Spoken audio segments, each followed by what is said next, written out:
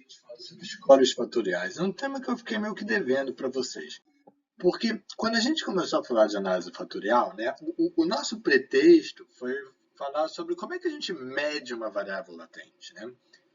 E a gente disse que a análise fatorial ia nos ajudar a medir uma variável latente e também a compreendê-la melhor. A gente já falou sobre como a análise fatorial nos ajuda a compreender uma variável. Né? A gente falou sobre como ela nos ajuda a ver quantas dimensões subjacentes existem, quais são os indicadores que medem cada uma dessas dimensões, e assim por diante. Né? Indicadores que medem bem, indicadores que medem mal, quanto que cada indicador está explicando desses fatores, né? Dessas dimensões subjacentes, quanto que essas dimensões estão explicando de cada indicador, tudo isso a gente já falou. Só que a gente ainda não falou sobre a parte de beleza. E como é que eu meço essa variável latente, certo? Ou melhor dizendo, como é que eu meço cada fator dessa variável latente? Né? E isso daí foi uma pergunta que a gente fez logo no início e a gente ainda não respondeu. Então, hoje que a gente vai responder isso daí, certo? Então, no caso, suponha que eu tenho, por exemplo, motivação, certo? E eu já fiz uma análise fatorial, eu já entendi essa variável motivação. Eu sei que ela é uma variável unidimensional, tá? Ou seja, ela tem um único fator, e eu tenho esses indicadores aí que estão medindo esse fator, certo? E como é que eu meço esse fator, certo? E como é que eu uso as respostas que eu tenho para esses indicadores para medir quanto de motivação cada pessoa tem, por exemplo. Né? Então, pensa, por exemplo, que eu posso ter distribuído um questionário para medir motivação, e esse questionário tinha essas 4 perguntas, né? E aí eu tenho as respostas para essas 4 perguntas dadas por cada pessoa, certo? E aí eu quero saber, a partir das respostas para essas 4 perguntas, quão motivada cada pessoa está, certo? E fiz uma análise fatorial, identifiquei os fatores que existiam, certo? Cheguei que, sei lá, esse fator em particular tem essas 4 perguntas associadas a ele, e eu quero medir esse fator, eu quero medir motivação, eu quero chegar num número para quão motivado cada pessoa está. Como é que eu faço isso? Certo? E é isso que a gente vai responder hoje. Então, o score de uma variável latente é a medida dessa variável, beleza? Então, quando eu falo em score, o que eu estou dizendo é qual que é o valor, qual que é o número que eu atribuo a um determinado fator, certo? Para cada pessoa, beleza? Então, no caso, seria, beleza, eu quero uma medida de quão motivado cada pessoa está. Isso seria o score de motivação. E aí existem diferentes formas de você responder isso, tá? Imagina, e eu vou supor aqui, que a gente já tem, sei lá, a estrutura da análise fatorial. A gente já fez uma análise fatorial, chegou que existe um determinado fator F, tá? Que tem os indicadores x1, x2, x3 e x4 associados a esse fator F. Tá? Uma forma que eu tenho de medir esse fator F é simplesmente calcular a média de x1, x2, x3, x4. Ou seja, bom, quais são os indicadores aí que estão associados a esse fator? Ah, são esses. Beleza, pego a média das respostas, entendeu? Que uma pessoa deu para cada um desses indicadores. E acabou, tá? Então, a primeira solução é média simples. Você poderia perguntar, mas para que eu preciso fazer uma análise fatorial para saber uma média simples? Né? E a resposta é porque você precisa saber quais indicadores estão realmente medindo esse fator, certo? Você poderia ter, de repente, 2 fatores. E aí, de repente, algum indicador, na verdade, está associado a outro fator, e não a esse. Então, esse indicador que está associado ao outro fator e não a esse, não vai entrar nessa média. Vai entrar na média que eu vou usar para calcular o outro fator. Tá? Então, é isso. Mas, essencialmente, uma vez você sabe a estrutura de quais indicadores estão associados a qual fator, você pode medir esse fator meramente calculando uma média simples, tá? Dos indicadores que estão associados a cada fator. Então, essa é uma resposta que a gente pode dar para como medir um determinado fator. Tá? Tem outras. Outra resposta, por exemplo, é que você pode, de repente, usar uma média, mas não uma média simples. Você pode usar uma média ponderada. Uma média ponderada em que você dá mais peso para os indicadores que medem melhor, né? E lembra que a carga fatorial, ela mede quanto que um indicador tem a ver com um determinado fator, certo? Então, se eu tenho um indicador que tem muito a ver com um determinado fator, e eu tenho um outro indicador que tem pouco a ver com aquele fator, faz sentido dar mais peso para o indicador que tem mais a ver com aquele fator e menos peso para o indicador que tem menos a ver com aquele fator, certo? Então, faz sentido usar aí uma média em que eu pondero pela carga fatorial, tá? Então, segunda forma de responder a pergunta de como é que eu posso medir um fator latente é, olha, faz uma média, né, dos indicadores que tem a ver com aquele fator, mas não faz uma média simples, como a gente falou no último slide. Faz uma média ponderada em que o peso de cada indicador é a sua carga fatorial. Dessa forma, você vai estar dando mais peso para os indicadores que têm mais a ver, né? E é interessante que a carga fatorial ela pode ser negativa, certo? Então, se o indicador mede o contrário, uma carga fatorial negativa vai tomar conta disso para você, né? No caso do slide anterior, em que a gente faz uma média simples, né? Se eu tiver um indicador que está negativamente correlacionado, eu vou ter que meio que tomar um cuidado de reverter essa escala, né? Então isso daqui é um cuidado que eu tenho que ter no caso anterior, que nesse caso vai mais suave. Eu não preciso disso porque o próprio sinal aí da carga fatorial já toma conta disso para mim, tá? Terceira forma, talvez a forma mais sofisticada, por um lado, porém mais, né, matematicamente, enfim, não quero usar a palavra correta, mas é uma alternativa mais matematicamente sofisticada, é você usar o seguinte, eu vou pegar a projeção, né, de cada vetor, né, ou seja, eu posso considerar esses vários indicadores aí como um vetor, certo? No espaço aí dessas várias variáveis, e no momento que eu fiz uma análise fatorial, o que eu fiz foi, eu troquei esse espaço de várias variáveis por um espaço de uma dimensão menor em que eu tenho não várias variáveis, mas sim algumas componentes, certo? E aí eu posso pegar a projeção desse vetor que tinha várias dimensões em todos os vários x's que eu tinha, eu posso pegar a projeção desse vetor nesse meu espaço menor em que eu só tenho algumas poucas componentes, entendeu? Então, se vocês lembrarem dos slides anteriores em que eu pintava a projeção de vermelho, né, seria onde que aquele pontinho vai cair naquela região vermelha que a gente pintava, tá?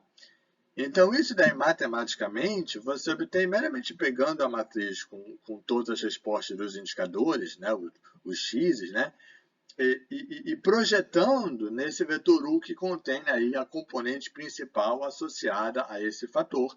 E aí você pega o módulo disso daí e você vai ter o tamanho desse vetor, quão longe, né, essa pessoa está da origem, da média, né, ao longo da direção daquela componente principal. Beleza? Isso é outra forma de você medir, em que você utiliza aí todo o ferramental, todo o aparato matemático da análise de componentes principais que a gente discutiu aí nos outros slides, tá? É outra forma de você obter uma medida aí para esse fator também. Então, uma vez você tem isso daí, né, você escolheu aí a forma que você vai utilizar para medir o teu fator, e você chega no número para cada sujeito, certo? Ou seja, um número para cada pessoa, empresa, seja lá qual for a tua unidade de análise. Uma vez você tem esse número, né, você vai ter uma tabela, uma coluna na tua base de dados, que é uma variável e que pode ser usada como uma variável como qualquer outra, beleza? Como qualquer outra. Ou seja, eu posso utilizar esse score como um insumo para o modelo de regressão, por exemplo. Ele pode passar a ser um X no modelo de regressão. Ele pode passar a ser um insumo para uma análise de cluster. Eu posso utilizar esses scores para fazer clusters em cima desses scores. Ou para fazer uma regressão linear em cima desses scores, uma regressão logística em cima desses scores, uma análise discriminante em cima desses scores, o que eu quiser em cima desses scores. Beleza? Ele vira uma variável como qualquer outra. Beleza? Então, vamos dar um exemplo, evocando de novo esse exemplo aí de amor, certo? Que tinha dois fatores subjacentes, certo? Carinho e safadeza, tá? E eu fui lá e eu medi, eu atribuí um score, certo? Para quanto de carinho e quanto de safadeza cada pessoa aí no meu relacionamento, na minha base de dados tem, ou cada relação na minha base de dados tem, tá? Então eu avalio um monte de relações entre pares de pessoas e eu medi quanto de carinho e quanto de safadeza existe em cada relação, tá? Vou ter aí duas colunas aí na minha base de dados e eu vou querer fazer clusters com eles, beleza? Então eu vou criar aí no meu eixo X, eu vou medir aí carinho, no meu eixo Y eu vou medir safadeza, certo? E eu estou supondo, para simplificar, que essas duas variáveis estão padronizadas, ou seja, que 0 representa a média, certo? Então carinho 0 significa que a quantidade de carinho é uma quantidade média de carinho, certo? Não é nenhum carinho, é uma quantidade média aí de carinho. E safadeza 0 é uma quantidade média de safadeza, tá? Então, o valor positivo significa algo acima da média, e um valor negativo significa algo abaixo da média, tá? Isso é algo muito comum de se fazer, porque isso simplifica a interpretação, certo? Então, estou imaginando aí que eu estou nesse contexto. Positivo é acima da média, negativo é abaixo da média, tanto para carinho quanto para safadeza. Vamos aí fazer essa análise de clusters, identificar aí o que significa cada cluster, em especial o que significa cada quadrante aí desse gráfico, tá? Usando os scores. Então, um primeiro cluster que eu posso identificar, vou identificar 4 clusters, tá? Um para cada quadrante aí. O primeiro cluster que eu posso identificar é o cluster de pessoas que têm carinho acima da média e safadeza abaixo da média. Ou seja, eles têm muito carinho e pouca safadeza, tá? O tipo de relação, o tipo de amor que eu estou falando aí, é o tipo de amor que você vai ter por um pai, por uma mãe, por um irmão, por um filho, certo? São pessoas por quem você tem muito carinho, mas você não tem safadeza, entendeu? É só carinho. A gente está falando aí do amor familiar, certo? Amor familiar. É diferente do próximo cluster que a gente vai ver, em que você tem muito carinho e muita safadeza, certo? Então você tem carinho acima da média, mas você também tem safadeza acima da média. É uma pessoa por quem você tem tanto carinho quanto safadeza, certo? Essa pessoa, essa relação é uma relação de amor conjugal, de um amor de namorados. É o tipo de amor que você vai ter pela tua esposa, pelo teu marido, pela tua namorada, pelo teu namorado, entendeu? Pelo teu outro significante, pelo teu grande outro, né? Então, esse tipo de amor é diferente do amor paterno, materno, fraterno, familiar, é diferente do amor familiar. É um amor que você tem, né, por um cônjuge, por um namorado. É um amor que você tem carinho, sim, da mesma forma que você tem pelas pessoas da tua família, mas que você tem safadeza também, tá? É diferente do terceiro tipo de amor que a gente vai ver agora, que é um amor em que você tem muita safadeza, mas pouco carinho, tá? É o amor de pegação, beleza? Você só quer pegar a pessoa, você só quer ficar com a pessoa, certo? E você não tem particularmente carinho por aquela pessoa, entendeu? Se você tiver carinho por aquela pessoa, de repente evolui pro cluster do lado, entendeu? Você está ficando com uma pessoa e você começa a ter carinho por essa pessoa, você começa a realmente gostar dessa pessoa, isso tende a evoluir talvez para uma relação de namoro, para um compromisso mais sério do que mera pegação, certo? Então já muda de cluster. Mas nesse cluster em que você tem pouco carinho e muita safadeza, tá? Em que a tua relação de amor é pura safadeza, se você não tem particularmente carinho aí, é uma outra relação afetiva, uma relação de pegação, beleza? E repare que em todo tempo, quando eu falo muito carinho, pouco carinho, como é que eu estou medindo carinho, como é que eu estou medindo safadeza? Eu estou medindo através dos scores, tá? Que eu calculei a partir de um daqueles trejeitos que a gente discutiu anteriormente. Então, eu não estou efetivamente fazendo conta aqui, eu estou discutindo teoricamente, mas a gente poderia efetivamente fazer uma conta aqui e efetivamente colocar os pontinhos aí nesses clusters e calcular esses clusters e chegar à existência desses 4 clusters, beleza? Então, a gente já viu aí, né, 3 dos nossos clusters.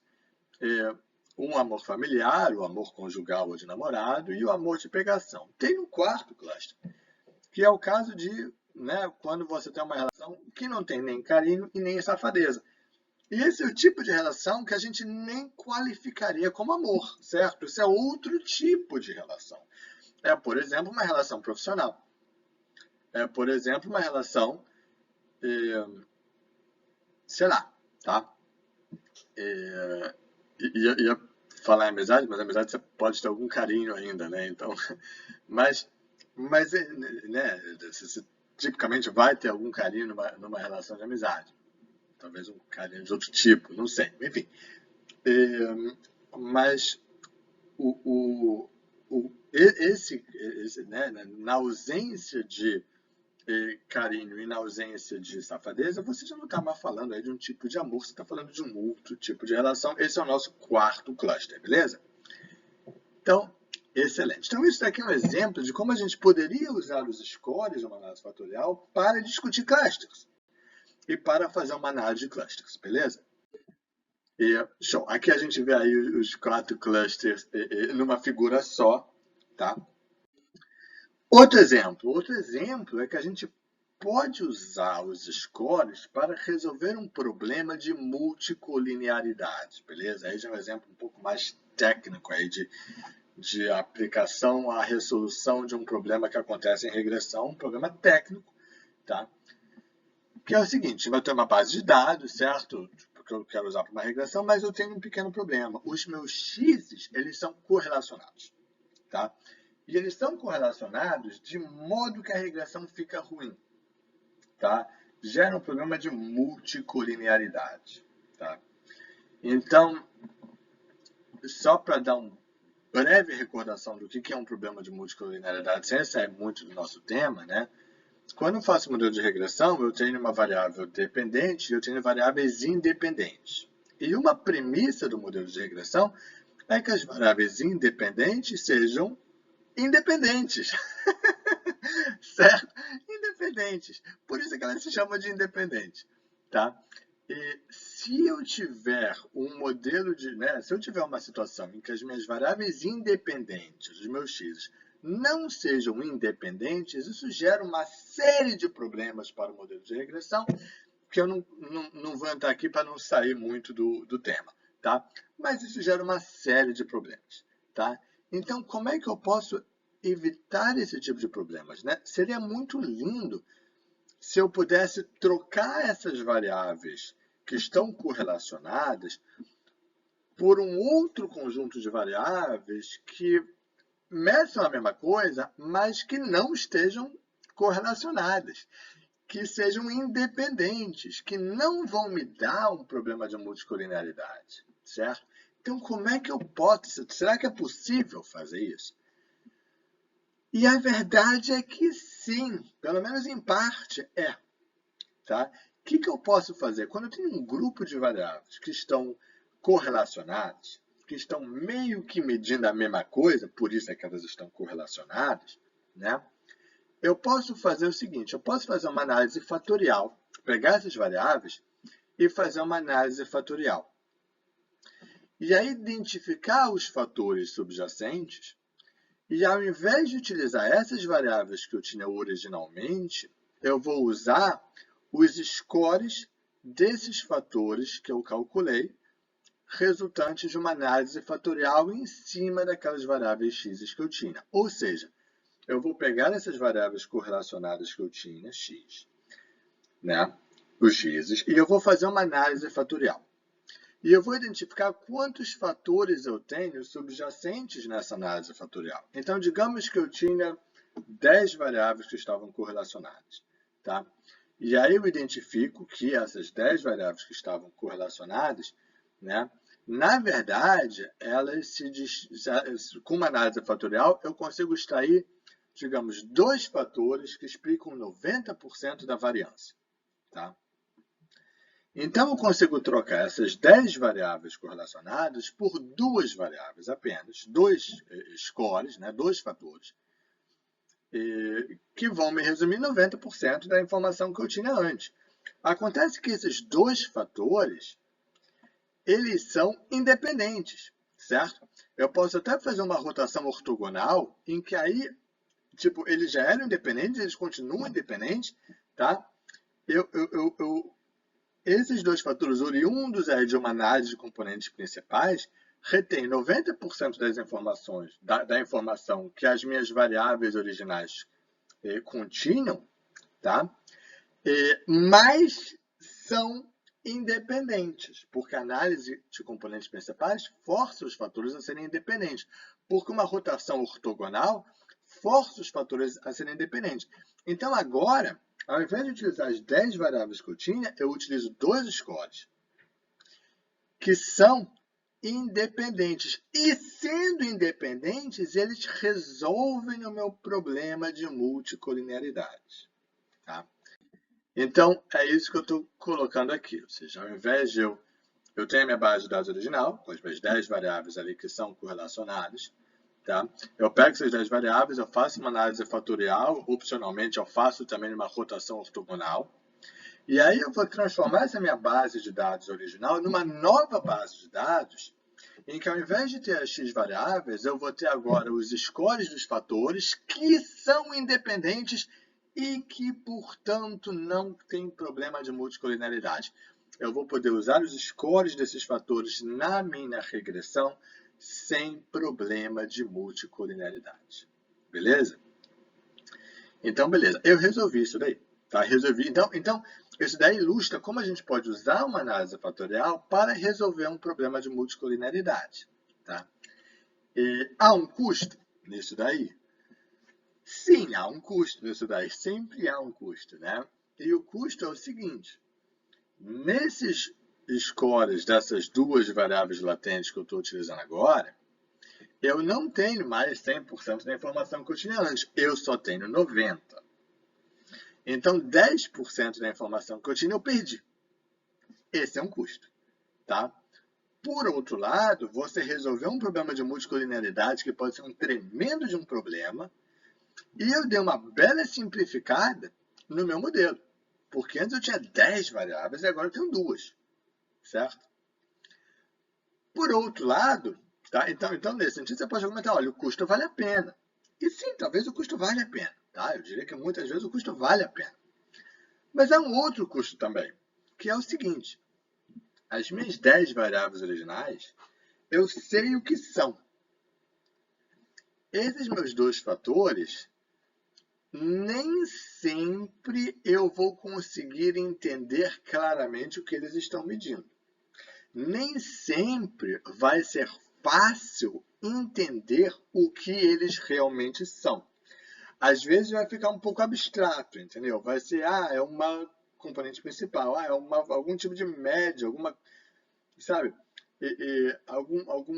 Algum tipo de combinação linear das outras variáveis, tá? Em alguns casos, o fato de você não conseguir interpretar exatamente o que uma variável significa não é um problema. Em outros casos, é. Tá? Então, vai depender muito do teu caso a caso saber se o custo de você perder um pouco de informação e talvez perder a capacidade de interpretar o que as variáveis do teu modelo são, né? Esses dois custos valem a pena, vai depender do teu caso a caso interpretar, tá? Mas é legal saber que a análise fatorial me permite resolver um problema de multicolinearidade arcando com esse tipo de custo. E aí vai depender do meu caso a caso saber se eu quero arcar com esse custo ou não.